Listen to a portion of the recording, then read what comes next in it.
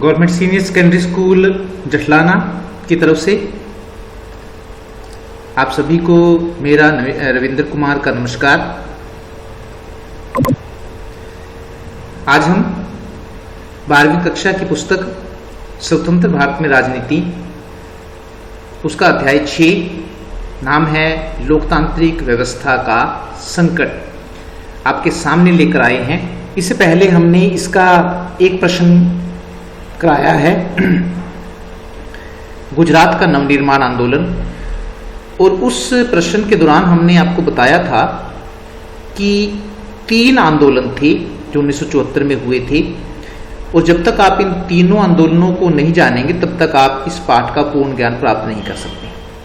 तो गुजरात का नवनिर्माण आंदोलन हमने आपको करा दिया था। उसमें बताया था कि जब पाकिस्तान के साथ भारत का युद्ध हुआ तो युद्ध के कारण महंगाई बढ़ने लगी, इसका जो असर था पूरे देश में हुआ, और जब लोगों को चीज़ें महंगी मिलने लगी तो लोगों का आंदोलित होना जरूरी था। तो आज उसका हम दूसरा आंदोलन आपके सामने लेकर आए हैं, नाम है बिहार आंदोलन। उस दौरान बिहार में भी एक बड़ा आंदोलन हुआ था, बिहार मूवमेंट। तो गुजरात के नवनिर्माण आंदोलन के साथ साथ बिहार आंदोलन को जानना भी जरूरी है। मार्च 1974 में बिहार के छात्रों द्वारा तत्कालीन बिहार सरकार के खिलाफ जो आंदोलन चलाया गया उसे बिहार आंदोलन कहा जाता है। याद रखना है, बिहार आंदोलन जो था वो 1974 में बिहार के छात्रों द्वारा बिहार की तत्कालीन सरकार के खिलाफ चलाया गया था। ये चित्र है बीच में, अगर आप देख रहे हैं, ये जयप्रकाश नारायण जी हैं जो इस आंदोलन के प्रमुख नेता थे। पुराने चित्र हैं इसलिए क्लियर नहीं है। उस समय बिहार में कांग्रेस की सरकार थी और अब्दुल गफूर बिहार के मुख्यमंत्री। तो याद रखना है, जब बिहार आंदोलन चला तो उस समय बिहार में जो थे अब्दुल गफूर बिहार के मुख्यमंत्री थे और बिहार में कांग्रेस की सरकार थी। छात्रों ने यह आंदोलन बढ़ती हुई महंगाई, बढ़ती बेरोजगारी तथा बढ़ते भ्रष्टाचार की ओर सरकार का ध्यान न देने के कारण चलाया। जैसा कि मैंने आपको बताया, युद्ध होने के कारण कीमतें बढ़ रही थी, कीमतें बढ़ने के कारण महंगाई बढ़ गई थी, रोजगार नहीं रहा था और इसके साथ साथ भ्रष्टाचार भी बढ़ रहा था।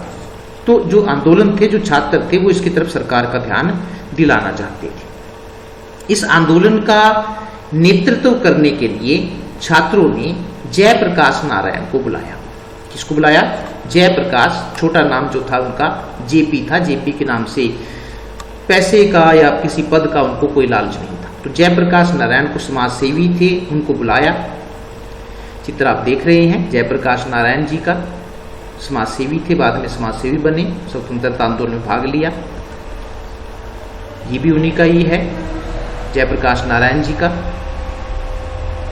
इस आंदोलन को उन्होंने संपूर्ण क्रांति का नाम दिया। तो बिहार आंदोलन को कई बार आ जाता है कि संपूर्ण क्रांति किस आंदोलन को कहा जाता है, बिहार आंदोलन को ही संपूर्ण क्रांति के नाम से भी जाना जाता है। क्यों था ये संपूर्ण क्रांति? संपूर्ण क्रांति का अर्थ, ये आता है प्रश्न कई बार, तो इसका अर्थ जानना बहुत जरूरी है।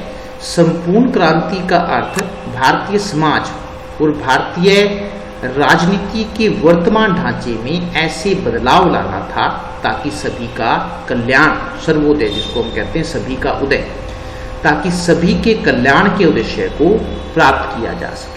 तो याद रखना है क्या थी? भारतीय समाज और भारतीय राजनीति के वर्तमान ढांचे में ऐसे बदलाव करना था तो ताकि जो हम चाहते हैं कि सभी का कल्याण हो, उसके उद्देश्य को प्राप्त किया जा सके।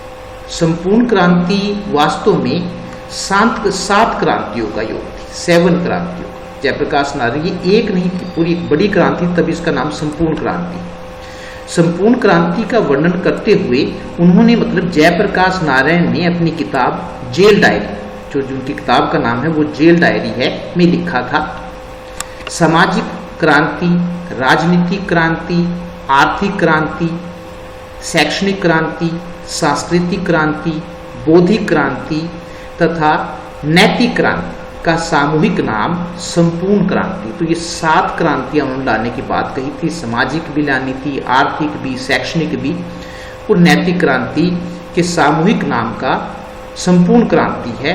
इन सभी क्रांतियों के द्वारा ही सच्चे लोकतंत्र की स्थापना की जा सकती है। संपूर्ण क्रांति को सफल बनाने के लिए जयप्रकाश नारायण ने विद्यार्थियों, किसानों, पिछड़े वर्गों, अनुसूचित जातियों और जनजातियों के लोगों से आंदोलन में शामिल होने का आग्रह किया। तो उन्होंने जब पूरा आंदोलन जब चलाया संपूर्ण क्रांति के नाम से बिहार में, तो सभी से कहते हैं एक आदमी के भाग लेने से आंदोलन सफल नहीं हो सकता, इसलिए उन्होंने विद्यार्थियों, किसानों, पिछड़े वर्गों, अनुसूचित जातियों और जनजातियों को इस आंदोलन में शामिल होने का आग्रह किया। उन्होंने बिहार सरकार को बर्खास्त करने की मांग की, लेकिन फिर भी बिहार सरकार ने इस्तीफा नहीं दिया। लेकिन फिर भी ये जो आंदोलन था एक बड़ा आंदोलन था, इसके कारण बिहार सरकार की एक बार जो कुर्सी थी वो पक्की हिल गई थी। तो इसलिए उस जमाने का जो बिहार आंदोलन है, जिसको संपूर्ण क्रांति है, जिसको जयप्रकाश नारायण ने नेतृत्व किया, तो इस आंदोलन को याद रखना भी बहुत जरूरी है। धन्यवाद।